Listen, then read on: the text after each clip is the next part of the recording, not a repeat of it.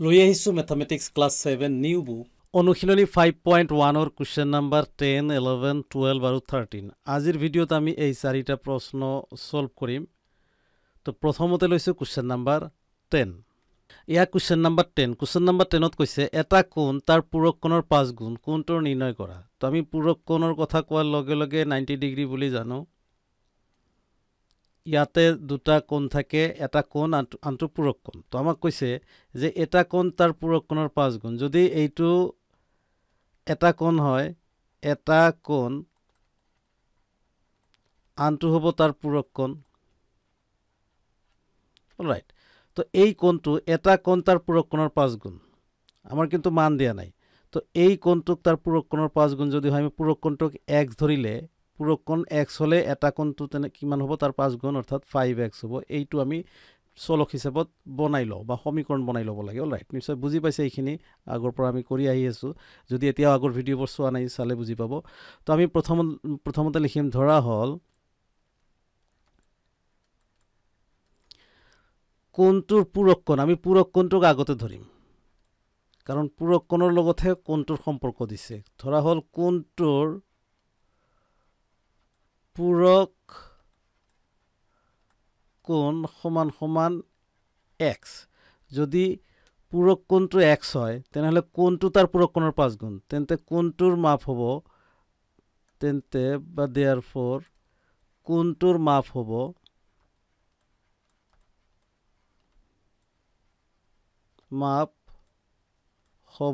সমান সমান তাৰ পূৰক কোণৰ 5 গুণ।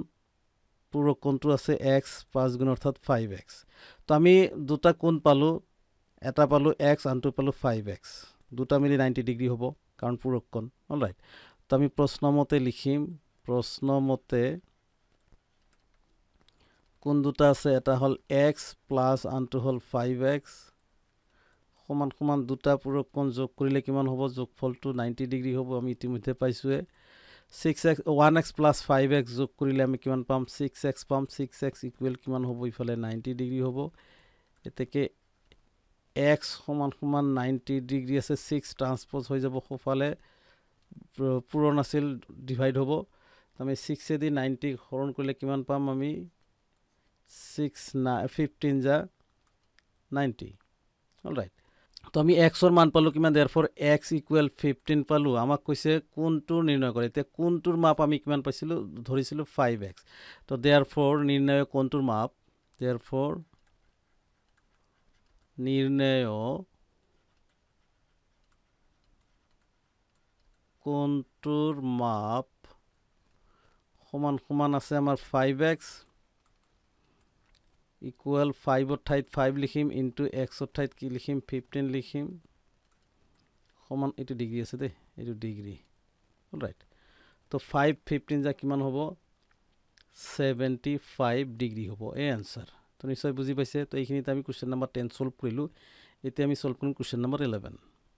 তো ইয়াৰ কুৱেশ্যন নাম্বাৰ 11। কুৱেশ্যন নাম্বাৰ 11ত কৈছে এটা কোণ তাৰ সম্পূৰক কোণৰ 5 গুণ কোণটোৰ মাপ নিৰ্ণয় কৰা। একে কুৱেশ্যন নাম্বাৰ 10 আৰু 11, অকল ডিফাৰেঞ্চ এইটোৱে যে আমি তাতে পাইছিলোঁ 90 ডিগ্ৰী এংগেল পূৰক কোণৰ ক্ষেত্ৰত, কিন্তু সম্পূৰক কোণৰ ক্ষেত্ৰত কিমান থাকে? 180 ডিগ্ৰী থাকে। তো আমি ইয়াক যিকোনো দুটা পাৰ্টত ডিভাইড কৰিম। তাৰে এটা আমাৰ যদি কোণ হয়, এটা যদি x ধৰোঁ, আনটো তাৰ 5 গুণ কৈছে 5x। অলৰাইট, তো এটা কোণ আনটো কোণৰ কি হয়? 5 গুণ বুলি কৈছে, সম্পূৰক কোণৰ 5 গুণ। তো আমি সম্পূৰক কোণটো আগতে ধৰিম, এটা কোণটো পিছত ধৰিম।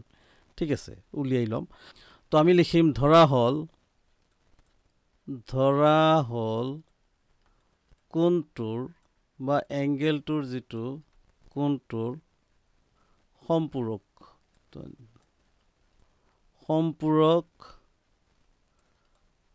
কোণ সমান সমান x। কোণটোৰ যিটো সম্পূৰক কোণ, এইটো ধৰা হৈছে কোণ, এইটো কোণ, আৰু এই কোণৰ এইটো হৈছে সম্পূৰক কোণ। তো সম্পূৰক কোণটো আমি ধৰিলোঁ, কাৰণ সম্পূৰক কোণৰ পৰাহে আমি কোণটোৰ মাপ উলিয়াব লাগে। যিটো ডাঙৰ সাধাৰণতে কি হয়? সৰুটো ধৰিব লাগে। চাওক, কোণটোৰ মাপ আছে 5 গুণ, অৰ্থাৎ ই ডাঙৰ আছে, আমি সেইটো নধৰি যিটো সৰু এটা সম্পূৰক কোণৰ মাপটো ধৰিলোঁ আমি এটা কোণ তাৰ সম্পূৰক কোণৰ মাপৰ 5 গুণ তো সম্পূৰক কোণটো সৰু হৈ আছে সেইটো আমি আগতে ধৰি ল'লোঁ অলৰাইট তো ধৰা হ'ল কোণটোৰ সম্পূৰক কোণ x তেন্তে কোণটোৰ মাপ তেন্তে কোণটোৰ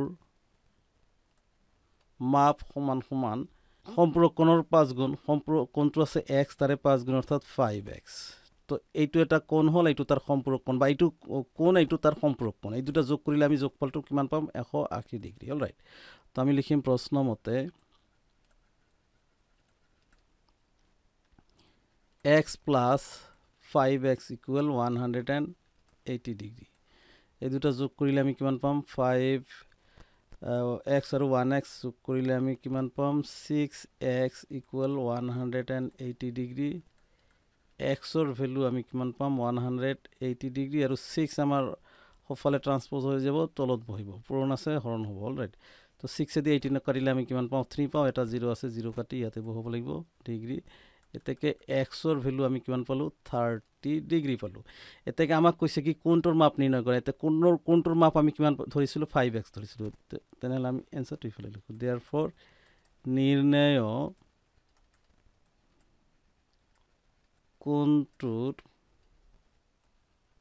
মাপ সমান সমান আমি কিমান ধৰিছিলো 5x এতেকে 5 ৰ ঠাইত 5 লিখিম ইনটু x ৰ ভ্যালু আমি কিমান পাইছো 30 পাইছো 30 ডিগ্ৰী পাইছো দুটা পূৰণ কৰিলে 5 3 15 এটা 0 আছে এটা 0 বহি যাব অলৰাইট তো এয়া হল আমাৰ 11 নম্বৰ কোশ্চেনৰ আনসাৰ আমি কিমান পালো কোণটোৰ মাপ পালো 150 ডিগ্ৰী মনত ৰাখিবা এই কোণটো আৰু যেটো আমাৰ তাৰ সম্পূৰক কোণ এইটো 30 দুটা যোগ কৰিলে কিন্তু 180 ডিগ্ৰী হ'ব এইটো হৈয়ে গৈছে ইতিমধ্যে অলৰাইট তো আমি 11 নম্বৰ সলভ কৰিলো এতিয়া আমি সলভ কৰিম কোশ্চেন নম্বৰ 12 এইখিনিতে সৰু এটি অনুৰোধ জনাব বিচাৰিছো প্লিজ ভিডিওটিত এটি লাইক কৰি আমাক উৎসাহিত কৰাৰ লগতে পৰৱৰ্তী ভিডিওসমূহ নিয়মীয়াকৈ পাবলৈ যদি আপুনি এতিয়াও চেনেলটো সাবস্ক্ৰাইব কৰা নাই প্লিজ সাবস্ক্ৰাইব কৰি আমাৰ লগত থাকক আহক সলভ কৰিছো নেক্সট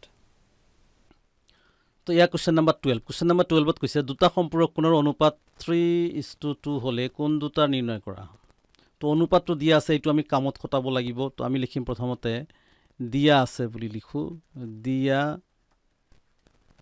আছে কোন দুটাৰ অৰ্থাৎ সম্পূৰক কোন দুটাৰ কি অনুপাত দিয়া আছে সম্পূৰক কোন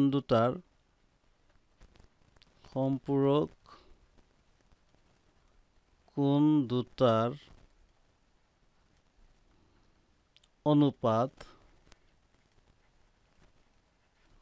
সমান সমান 3:2 এইটো আমি অনুপাতটো আগতে লিখি ললো যেটো দিয়া আছে তো ইয়াৰ পৰা আমি ধৰা হল আমি সমীকৰণ বনাব লাগে গতিকে ধৰা হল এটা কোণ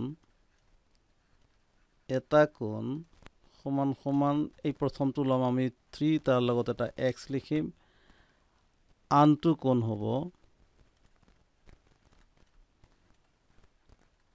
আনটো কোণ সমান সমান এইটো 2 তাৰ লগত এটা x দিম অলৰাইট তো আমি দুটা কোণ পালো এটা কোণ আনটো তাৰ সম্পূৰক কোণ এইটো সম্পূৰক হলে এইটো কোণ বা এইটো কোণ হলে এইটো সম্পূৰক কোণ অলৰাইট তো আমি কি কৰো এতিয়া আমি জানো যে দুটা সম্পূৰক কোণ যোগ কৰিলে কিমান পাম 180 ডিগ্ৰী পাম তো আমি লিখিম প্ৰশ্ন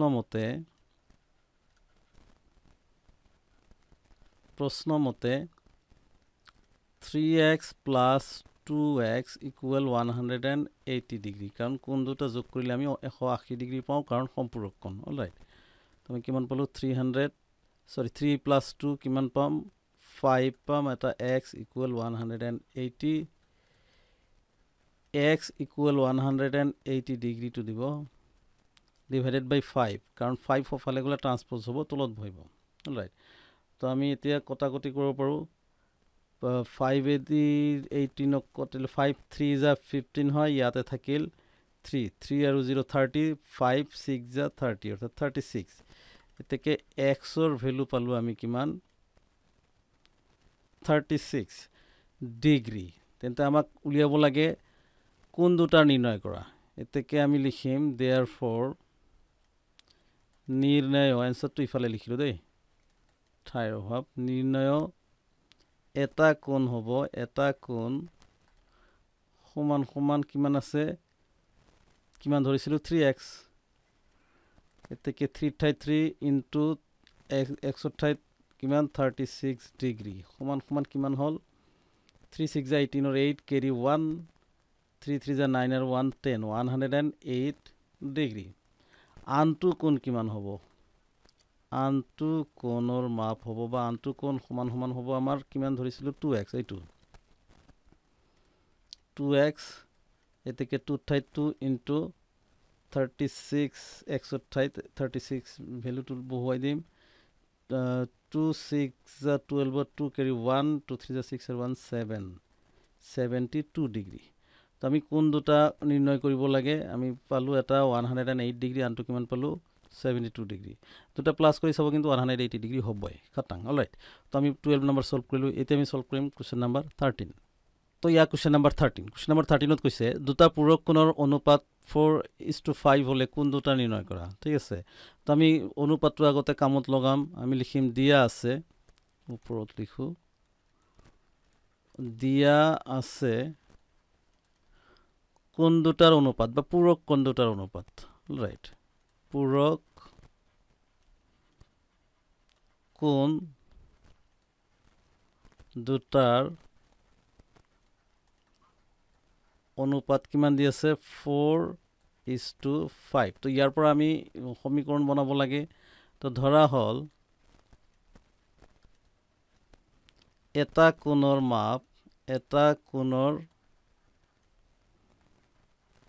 মাপ সমান সমান এইটো লম আমি প্ৰথমতে 4 আছে গতিকে ইয়াৰ লগত এটা x দিম ধৰা হল এইটো দেই এইটো এটা কোণৰ মাপ আনটো কোণৰ মাপ দুটা যেহেতুকে পূৰক কোণ বা এটা আনটোৰ পূৰক কোণ হয় আনটো কোণৰ মাপ হ'ব এইটো 5ক আমি x লগাই দিম অলৰাইট তো এটাকে প্ৰশ্ন মতে আমি লিখিম আমি জানো দুটা কোণ পাইছো পূৰক কোণ আৰু এই দুটা কোণ যোগ কৰিলে আমি কিমান পাম 4x plus 5x সমান সমান 90 ডিগ্ৰী কাৰণ পূৰক কোণৰ যোগফল দুটা পূৰক কোণৰ যোগফল কিমান হয় 90 ডিগ্ৰী হয় অলৰাইট তো এটাকে চাওক 4 plus 5 কিমান হয় 9x equal 90 ডিগ্ৰী এটাকে x equal হ'ব 90 ডিগ্ৰী divided by 9 আমাৰ কি সফালে ট্ৰান্সপোজ হৈ তলত বহিব 9 10 যা 90 এটাকে x or ভ্যালু পালো আমি 10 আমাক কি কৈছে কোন দুটা নিৰ্ণয় কৰিব কৈছে তো কোন দুটা কি লৈছিল আমি এটা 4x লৈছো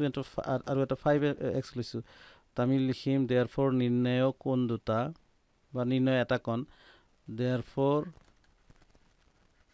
নিৰ্ণয় এটা কোণ সমান সমান কিমান আছে 4x আছে আমি প্ৰথম কোণটো 4x লৈছিলো সমান সমান 4 ঠাইত 4 as it is into x ঠাইত 10 ডিগ্ৰী এটো ডিগ্ৰী লিখিব লাগিব 4 10 যা হল 40